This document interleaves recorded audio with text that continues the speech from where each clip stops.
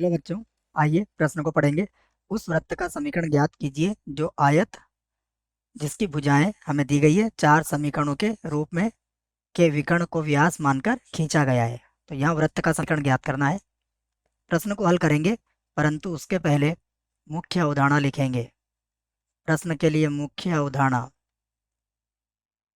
अवधारणा में हम प्रश्न के लिए वृत्त के समीकरण का सूत्र लिखेंगे या समीकरण को लिखेंगे। यहाँ व्यास रूप में वृत्त का समीकरण लिखेंगे हम। व्यास रूप में वृत्त का समीकरण,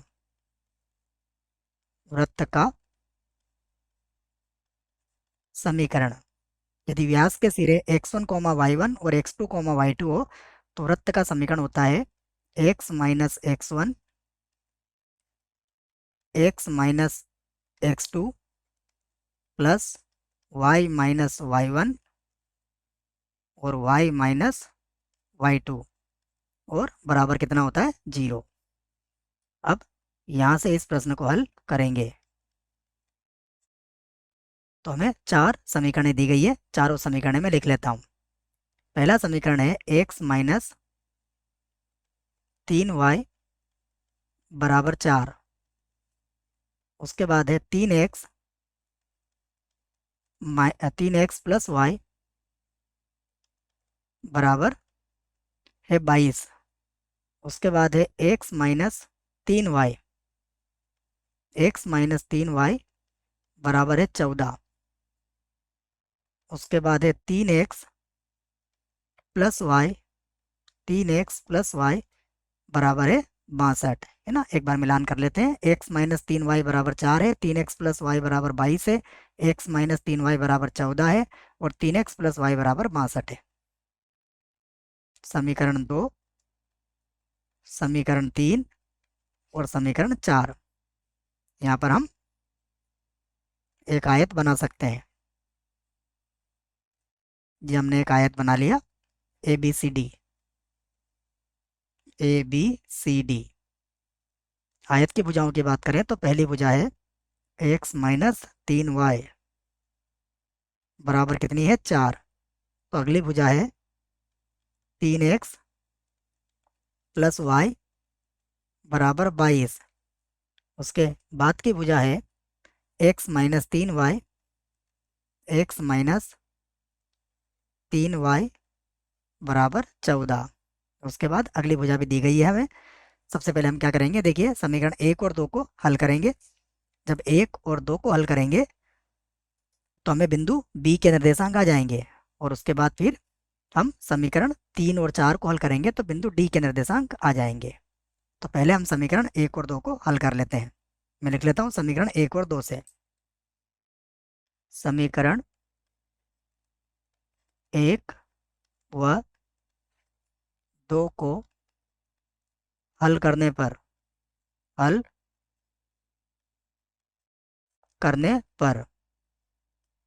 समीकरण नंबर 1 को देखें तो मैं समीकरण नंबर 1 को पहले लिख लेता हूँ। यह है x माइनस 3y बराबर 4। x माइनस का 3y बराबर कितनी है 4। यह है समीकरण हमारी। इसमें 3 का गुणा कर लेंगे तो ये हो जाएगा 9x plus 3y। 9x plus का 3y बराबर, इसको 3 से गुणा करेंगे तो ये हो जाएगा 66। और अब हम इसे जोड़ लेंगे तो 9 और 1 हो जाएगा 10x। ये कट जाएगा और ये हो जाएगा 70। तो x बराबर आ जाएगा 7। x का मान 7 आ गया। अब x का मान 7 यहाँ रख लेंगे तो x बराबर 7 पर x का मान 7 रखेंगे तो ये हो जाएगा 7 माइनस 3y बराबर 4। 7 को बराबर के इधर ले आओ तो माइनस का 3y बराबर 7। 4 में से 7 गया तो माइनस का 3। तो y बराबर आ गया 1। तो पहला बिंदु तो हमें मिल गया। बिंदु बिंदु क्या आया, x का मान 7, y का मान 1। एक बिंदु आ गया। अब हम समीकरण 3 और 4 को हल करेंगे तो समीकरण समीकरण 3 व 4 को हल करने पर हल करने पर समीकरण 3 और 4 को हल करने पर समीकरण 3 क्या है? समीकरण 3 है x माइनस 3y बराबर 14। x माइनस का 3y बराबर कितना है? 14 है। और समीकरण 4 क्या है? 3x प्लस वाई, तो इसको 3 से गुणा कर लेंगे तो 9x plus 3y, 9x plus हो जाएगा 3y बराबर बराबर कितना है? 62 है। तो 3 से गुणा कर देंगे इसको तो ये हो जाएगा 18 और 6 1 8 कर लेता हूँ मैं इधर गुणा।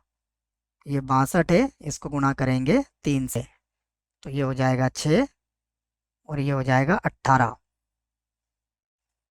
अब इन्हें जोड़ लेते हैं, इन्हें जोड़ेंगे तो ये हो जाएगा 10x बराबर, इन्हें जोड़ लेंगे तो ये हो जाएगा 200,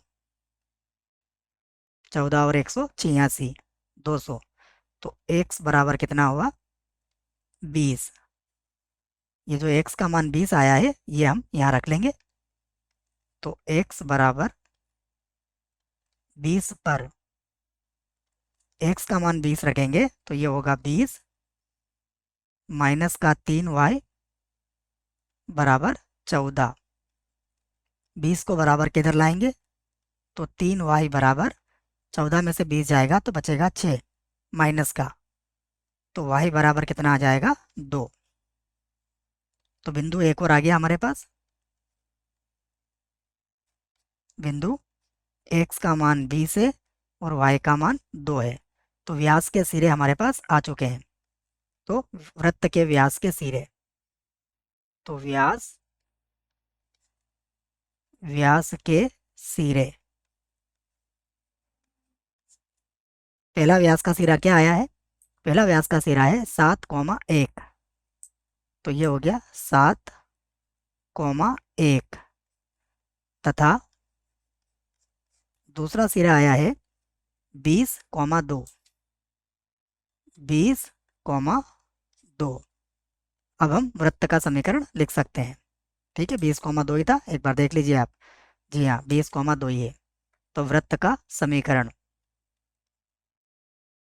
वृत्त का समीकरण क्या होगा? वृत्त का समीकरण सूत्र हमने लिख लिया है, उसी को रखेंगे यहाँ पर। ये होगा x माइनस x1 कितना है? 7, उसके बाद x माइनस x2 कितना है? 20 प्लस y माइनस y1 कितना है? 1 और y माइनस y2 कितना है? 2। इसे हल कर लेंगे तो ये होगा x का वर्ग माइनस का 20x माइनस का 7x प्लस 140 प्लस ये होगा y का वर्ग माइनस का 2y माइनस का 1y प्लस का 2 बराबर 0। तो ये हो गया x का वर्ग प्लस y का वर्ग माइनस का 27x माइनस का 3y और प्लस हो गया 142। ये वृत्त का समीकरण है, ये हमारे प्रश्न का उत्तर है। मुझे आशा है बच्चों प्रश्न का उत्तर समझ में आया होगा। धन्यवाद।